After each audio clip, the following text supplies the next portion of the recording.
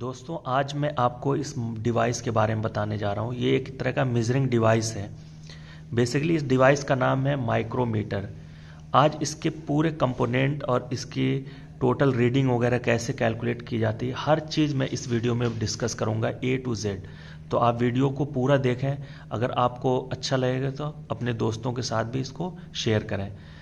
इसमें देखो, सबसे पहले हम इसके जो पार्ट्स हैं उसके बारे में बात करते हैं। तो सबसे पहला जो हमारा पार्ट, अगर हम इधर से स्टार्ट करते हैं तो इसको हम लोग कहते हैं, इस वाले पार्ट को एनविल कहते हैं। इस वाले पोर्शन को हम कहेंगे एनविल। ओके। उसी के साथ दूसरा वाला जो इसका भाग है इसको कहते हैं स्पेंडल। इसको कहते हैं स्पेंडल। और ये स्पेंडल जो होता है ये मूवेबल होता है, और जो एनविल होता है ये फिक्स होता है। ओके। उसके साथ साथ आप देखें कि ये जो सी शेप का या यू फ्रेम शेप का है इसको कहते हैं फ्रेम। ये जो शेप है इसको हम लोग कहते हैं फ्रेम। इसको सी शेप में इसका डिज़ाइन होता है। ओके। उसके बाद यहाँ पे देखो, आपके सामने दो स्केल दिख रहे होंगे। एक स्केल जो है ये वाला, इसे लीनियर स्केल कहते हैं। और ये जो है आपका ये सर्कुलर स्केल, इसको कहते हैं रैटचेट स्टॉप।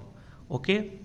अब इस सर्कुलर स्केल में जो ये वाला ऊपर वाला जो थिम्बल में है, ये सर्कुलर स्केल है, ये मूव करता रहता है। और ये जो है आपका, इसको कहते हैं मेन स्केल, सर्कुलर स्केल। दूसरा ये वाला जो होता है ये लीनियर स्केल होता है। ये हमारी मेन स्केल कहलाती है। इसको मेजर स्केल, इसको माइनर स्केल भी कहते हैं, या मेन स्केल कह सकते। ये मेन स्केल है आपका, और दूसरा ये सर्कुलर स्केल है। इसका दूसरा एक नाम होता है बैरल। बैरल भी इसको कहते हैं। बैरल के अंदर जो है पिच होती है, उस पिच को भी हम यूज़ करेंगे अभी आगे चल करके, जब मैं आपको सिखाऊंगा कि लीस्ट काउंट कैसे कैलकुलेट करते हैं माइक्रोमीटर का। तो आप वीडियो को बहुत ध्यान से देखना, कोई भी पॉइंट इसमें मिस नहीं होगा। हर चीज़ को मैं डिस्कस करने वाला हूँ 1 by 1। तो अब इसके अंदर देखो, ये रैटचेट स्टॉप था। और जब कभी आप मेजर करेंगे तो आप यहाँ से मूव नहीं करेंगे, आप रैटचेट स्टॉप का यूज़ करेंगे। रैटचेट स्टॉप का यूज़ करने से क्या होता है कि जहाँ पे इसकी थिकनेस कंप्लीट होती है वहाँ पे जा कर के ये रुक जाता है, और ऐसे कट कट की आवाज़ आने लगती है। इसी आवाज़ से हमें पता चलता है कि जो हमारा ऑब्जेक्ट है वो प्रॉपरली इसके अंदर फिक्स हो गया है। उसके बाद हम यहाँ से इस नट से इसको लॉक कर देते हैं और इसकी रीडिंग ले लेते हैं। तो अभी मैं रीडिंग करके आपको प्रैक्टिकल दिखाऊंगा। अभी तो मैं सिर्फ आपको इसके पार्ट के बारे में बता रहा था। अभी इसके अंदर बहुत ही मेन और इम्पॉर्टेंट पार्ट एक है, वो है आपका स्क्रू। स्क्रू को कहते हैं हार्ट ऑफ द माइक्रोमीटर।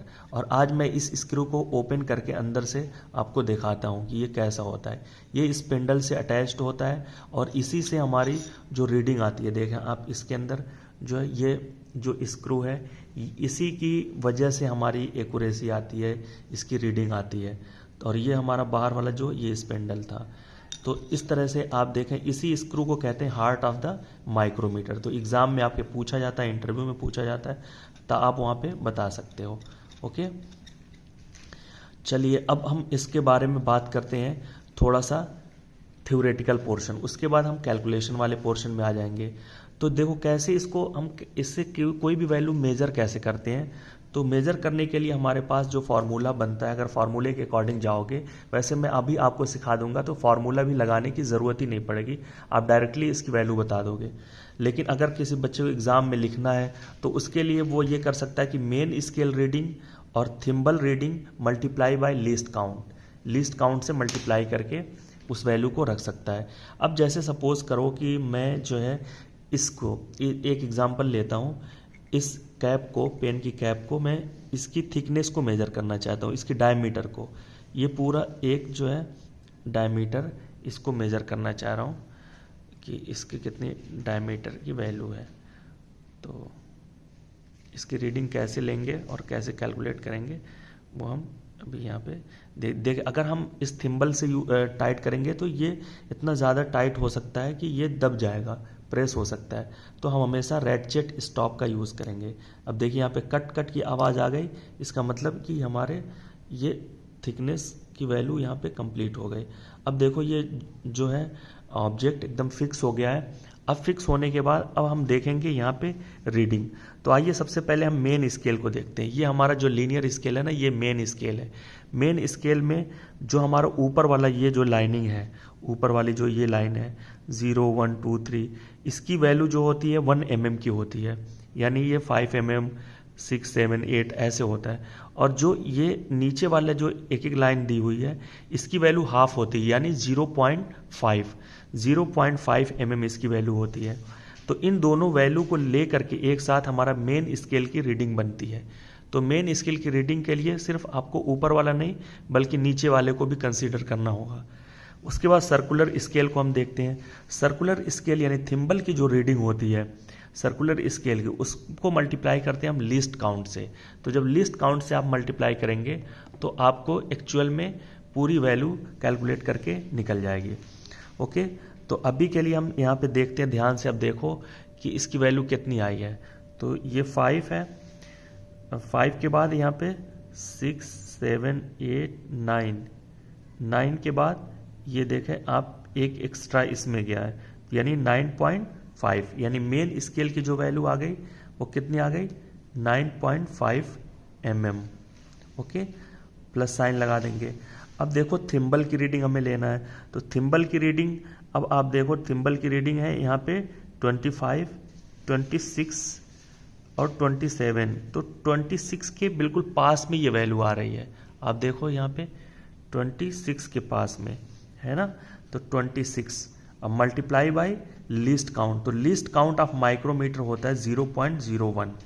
ठीक है, अब इस वैल्यू को हम एक साथ ले लेंगे, तो मल्टीप्लाई करिए 9.5 mm प्लस, जब 26 को मल्टीप्लाई करेंगे 0.01 से तो आ जाएगा 0.26 mm। ओके, अब इनको ऐड कर दो, तो 9.5 mm को ऐड कर दो आप 0.26 mm के साथ।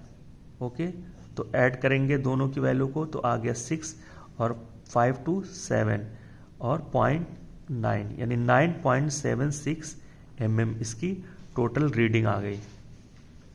टोटल रीडिंग कितनी आ गई 9.76 mm।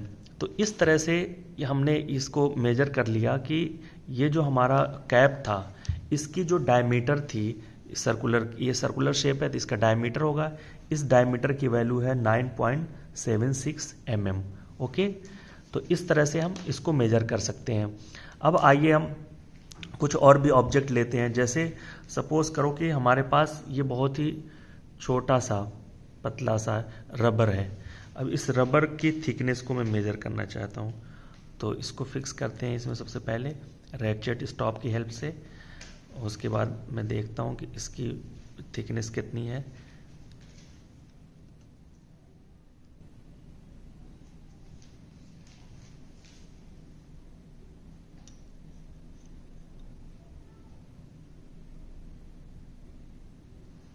देखिए ऐसे मैंने फिक्स किया,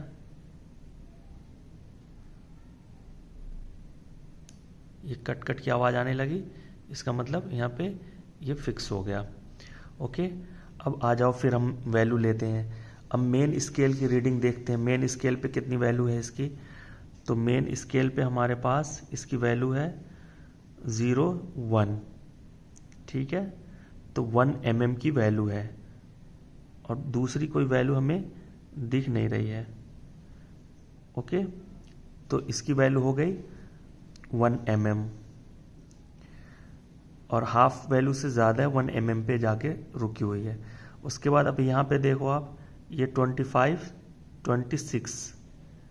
26 के पास में है, तो 26 मल्टीप्लाई 0.01 mm, लिस्ट काउंट से मल्टीप्लाई कर दिया तो 1 mm प्लस 0.26 mm। हम इन दोनों को ऐड कर देंगे तो क्या आ जाएगा 1.26 mm आ जाएगी आपकी जो वैल्यू है। ओके, तो इस तरह आपने देखा कि इसका जो रबर की जो थिकनेस थी वो 1.26 mm है, राइट। तो इस तरह से हमने इसको भी कैलकुलेट करना सीख लिया। अब आइए मैं एक बहुत छोटी चीज़ को आपको कैलकुलेट करके दिखाता हूँ, वो है सर के बाल। अगर आपके हेयर जो हैं उसकी थिकनेस आपको निकालनी हो तब भी इस माइक्रोमीटर का यूज़ करके आप निकाल सकते हैं। तो मेरे सामने ये है सर का एक बाल है, इस बाल को आज मैं कैलकुलेट करके आप दिखाऊंगा कि इसका थिकनेस कितना है। इस सर के बाल को का थिकनेस निकालेंगे आज हम। इस सर के बाल का थिकनेस निकालेंगे। इसको बहुत ध्यान से देखना पड़ेगा आपको, क्योंकि ये मे भी आपको वीडियो में इतना विजिबल ना हो, लेकिन फिर भी मैं आज कैलकुलेट करके दिखाऊंगा। एक मैंने सर का बाल लिया है,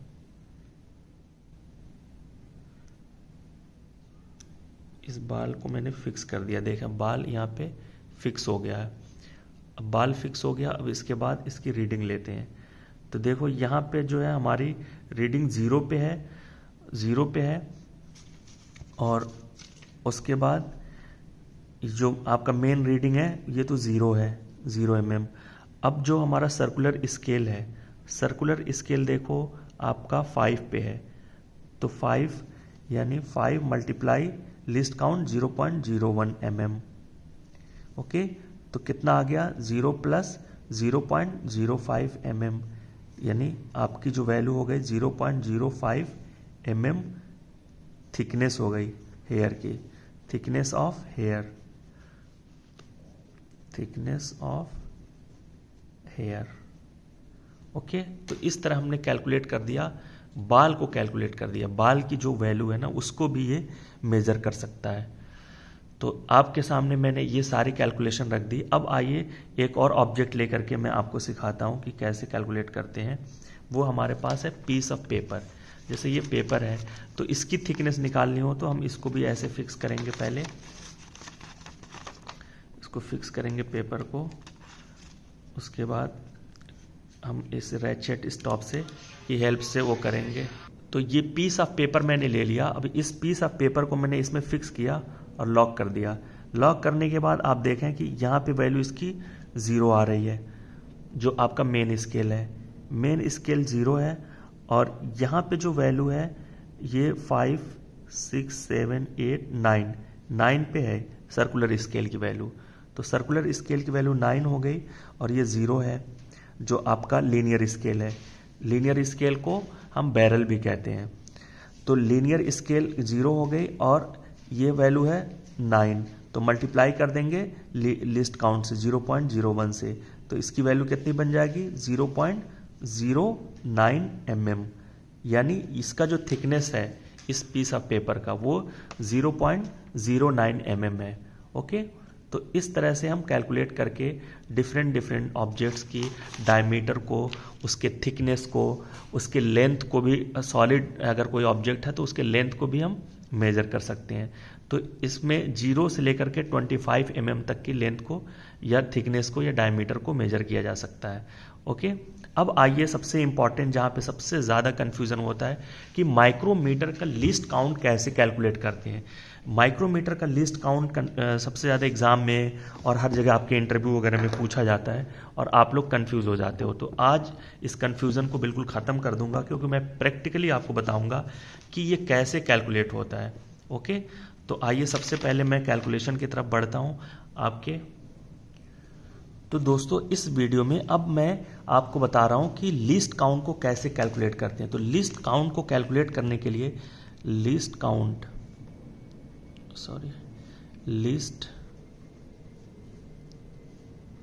को कैलकुलेट करना है। इसको हिंदी में अल्पतमांक भी कहते हैं, अल्पतमांक। ओके, तो इसको लिस्ट काउंट को उसमें सबसे पहले आपको पता होना चाहिए pitch upon total number of division on circular scale. जो सर्कुलर स्केल पे कितना डिवीजन है टोटल। ओके, तो अब यहाँ पे एक क्वेश्चन आता है कि पिच क्या है। पिच अगर आपको पता हो तो आपके लिए आसान हो जाता है। तो पिच हमारी वो वैल्यू होती है कि अगर सर्कुलर स्केल का एक पूरा रोटेशन कंप्लीट होने में जितनी लीनियर स्केल में वेरिएशन आती है, यानी जितना वैल्यू इसमें चेंज आता है, वही उसका पिच कहलाता है।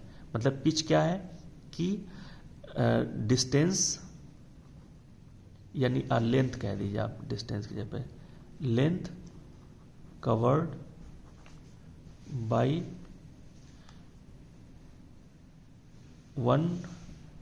By circular scale in one rotation, एक रोटेशन के अंदर, वन रोटेशन में। तो अब देखो, अब यहाँ पे मैं प्रैक्टिकली आपको करके दिखाता हूँ। जैसे सपोज करो कि ये 5 पे है, 5 है और ये 0 पे है जो इस सर्कुलर स्केल है, और जो आपका लीनियर स्केल है बैरल वो 5 पे है। तो अब मैं इसको एक कंप्लीट रोटेशन देना चाहता हूँ। अब कंप्लीट रोटेशन दूंगा तो देखो कितना ये मूव किया, कंप्लीट रोटेशन पे ये रोटेट करके देखो यहाँ पे आ गया। 5 के बाद ये जो एक लाइन है 0.5 वाली, इस पे आया, यानी यहाँ से लेकर के यहाँ तक चलने में ये पूरा एक कंप्लीट रोटेशन कंप्लीट कर दिया। तो इसी को कहते हैं पिच। क्या कहते हैं? ये 1 पिच है, और 1 पिच की वैल्यू कितनी हो गई? 0.5। 0.5 हुआ ना, देखो 5 से अब 5.5 तक चला है, और ये एक कंप्लीट रिवॉल्व कर गया, पूरा कंप्लीट रोटेशन कर लिया। तो अब लीस्ट काउंट निकालना है, तो आपको पिच की वैल्यू मिल गई कितनी? 0.5। और total number of division on circular scale, तो टोटल नंबर ऑफ डिवीजन कितना है इस पे?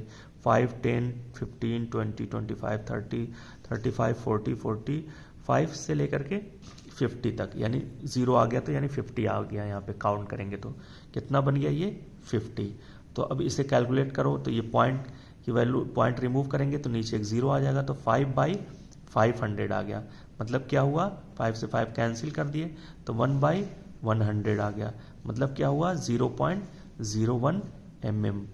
ये क्या है? ये least count of the micrometer है। ओके, तो इस तरह से ये पूरा आपको मैंने पोस्टमार्टम करके इसके अंदर से निकाल करके सारी वैल्यू प्रैक्टिकली दिखा दिया। तो आई होप कि आपको पूरी बात सब कुछ क्लियर हो गई होगी।